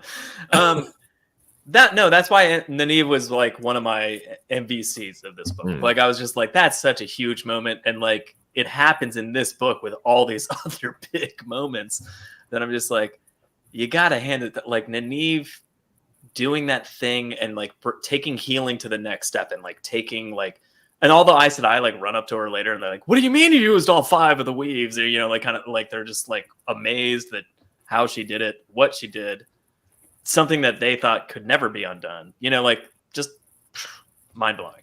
Awesome. It's good job, Nynaeve. It's one of my favorite points, not obviously in this book, but in the entire series. It's also one of the most like demonstrative of like how little the Aes Sedai really can do and understand at the time, even though they technically have a few weaves that Age of Legends can't. When like the way she does it, so distracted but fascinated by it, and like it's almost like she's like, I'm just gonna do this, like fingers it and just like fire and earth, right? And all of a sudden, just like sit there and just like unlocks a lock. And like to me, like, one of the most fascinating things isn't just her like telling telling Elayne to like which puts in it fucking Elayne to go get Sheriam, but also the way that Logain, who is probably just as strong, if not stronger, presumably is stronger actually than Nynaeve, because Logain is just a tier below Rand. Which is several tiers above Nynaeve. The way that Logain just kind of like, almost like it's his first inhalation, like expanding briefly under the shield and then stopping and then just staring at her being like, I would never hurt you. I don't wish anyone ill here.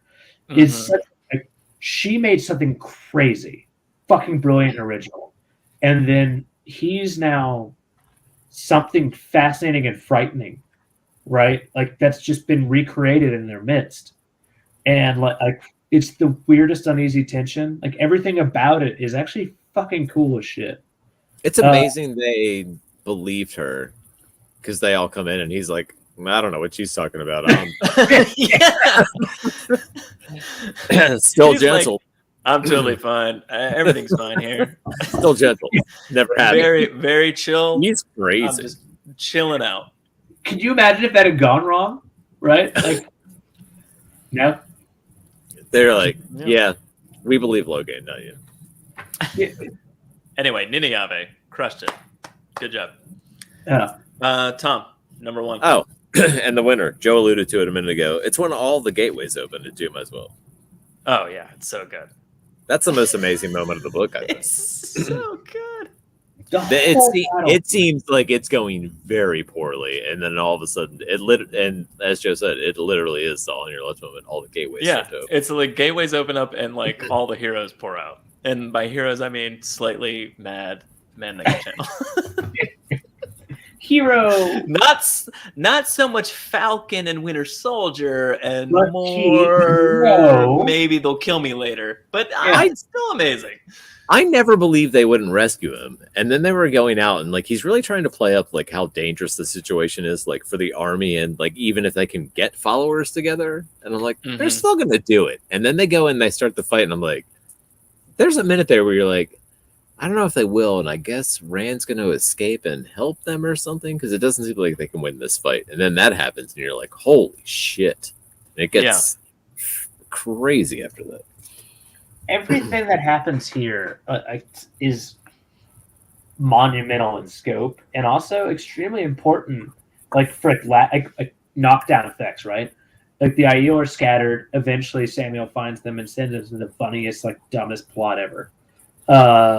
Like the all of a sudden, More Suicide Squad than Avengers. Just press this button on this box. You guys enjoy it. Yeah, it'll help you. it just really ruins the fun. But all of a sudden, like like Mazrim Tame gets like this fucking like giant like hey well done kind of status, and can stand apart. Like the wise ones become in charge of all these Aes Sedai they capture. Perrin, because of his good service, gets sent off on the worst plot ever with Vale after they come back. Like every single thing about this is like really a giant fucking turning point. Yeah. I mean, I don't know. It's obviously the winner. It's sometimes the coolest moment is just like, holy fuck. Yeah. That's it. I mean, again, captured so well here. Yeah, that's it. Just a giant fucking explosion with Just people fucking exploding. fireballs. That's just one fireball. Awesome. We need to manifest Nathan Fillion as the first Ashman at Dume's Wells. Oh, we're talking about the Suicide Squad. Are you talking about all the rats? The rats come and save everybody? That is sort of it, though, actually. Yeah, that makes sense. Are we disparaging Suicide Squad? Or... No. He's just saying it's more like Suicide Squad than the Avengers. I suppose. It's less like, I said it before, it's less like Bucky and Falcon come back and more like a bunch of rats swarm over everything and devour it. I agree with that. The Ashaman are like an army of Boondock Saints suddenly materializing deadly as shit, kind of wired. Not wired right. Weird, right? That's an awesome moment.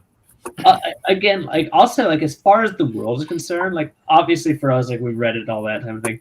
This is the most frightening thing in the fucking world because it's an army of channelers showing up to blow things up. Like that has not existed in literally 3,000 to 3,500 years. It's the fucking like nightmare of the world. Yeah, and also the fact that it hasn't existed is wrong, and it should exist because the Green Aja, being the Battle Aja, should have been doing this. I was talking about the options for the entire time. I know. I'm just It always just bothers me that they're not called the Borderlands, like being Green Aja, like doing the things that the Ashaman are doing, like all the time. Like, why isn't the Green Aja like the answer to the Shan-Chan in terms of like veracity and like how violent they are with the one power kind of thing? Like, they should just be like, we're the Battle Aja. We know how to blow rocks up, you know, like kind of thing. Like, anyway, drives me crazy. Largely, I don't agree, but like something like the Aiel War. Why don't the Yellow Aja have hospitals in every city? Well, yes, 100%. It's just little things like that. I'm like, you guys are fucking up left and right. Should we do an episode about how useless the Aes Sedai are, Aja by Aja? Yeah, we should. Yeah, that's not the worst call. I mean, on that note, Jono, like, so we haven't really talked about this a lot, but Tom's about to have a baby, everybody, and congratulations to Tom, who is now an empty chair. Yeah, but we're gonna take a little break. I don't know what we're gonna do, but we're also gonna keep going without him until he comes back, and then also we have tWoTcast coming up after season 2 of the show comes out, and season 2 of the show is coming up. I mean, like, we have plans for the rest of the year. We also have 8 more books to do with the tWoTties, but like, we don't want to do them without Tom. So we're kind of we'll figure out what we're gonna do next. Me and Jono are gonna brainstorm show ideas and bring in some fake Toms. I think, I don't know, but there's gonna be a little bit of changes coming soon because Tom's gonna be busy with a sack of organs that leaks at both ends. You know, don't call his wife. Oh, his kid. We should have just never recorded again. Tom's out, we're out. Yeah, just quit. Just leave all it right, on good Lord. We've gone for 2 hours tonight, guys. Too long. I'm back. Well, I mean, you've got to go for 2 hours when it's my last one for. Oh yeah, it's Tom's last episode for however long. We don't know. It really, honestly, it depends on the sack of organs with that leaks at both ends. That it really does. Reigns his entire life. So we'll figure it out. But Jono and I are going to come back with something probably before Tom comes back. I assume. I would assume so. Yeah, I'd assume so. Also, I don't know. You should. I'm assuming you'll be back within the next 18 years. It'll take me at least 18 years to. Yeah, it'll be about 18 years. Yeah. Yeah. So that's been tWoTties for this week.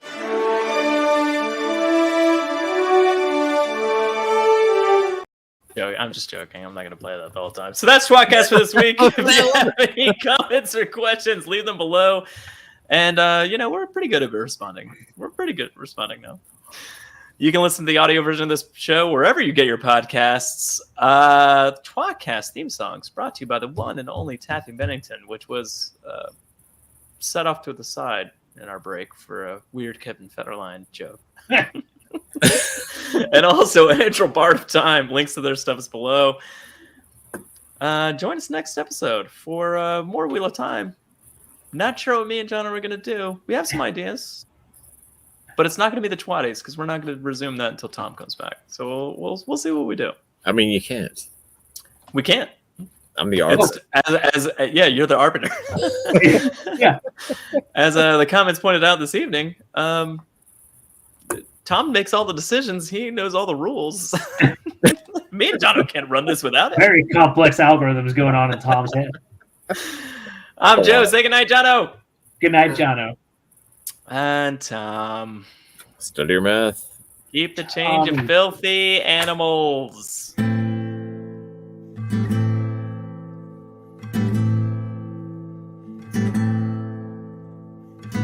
Among the first to start, the tWoTcast was so smart to lovingly bash our favorite books.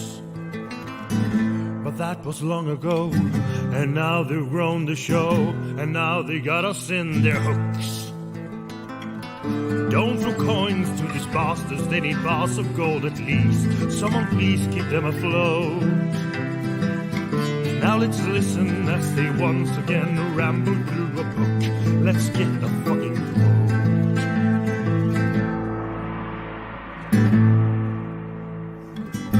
One of them is Tom, but he is barely on. Sometimes he calls into the show. Another other one is Jono. Is he their joker? Oh no. And Joe, is he the stupid one? Welcome to the tWoTcast. We will share our love for books and all our hate in every episode. We'll entertain you, make you laugh so hard you barely can stand up. That is the tWoTcast goal.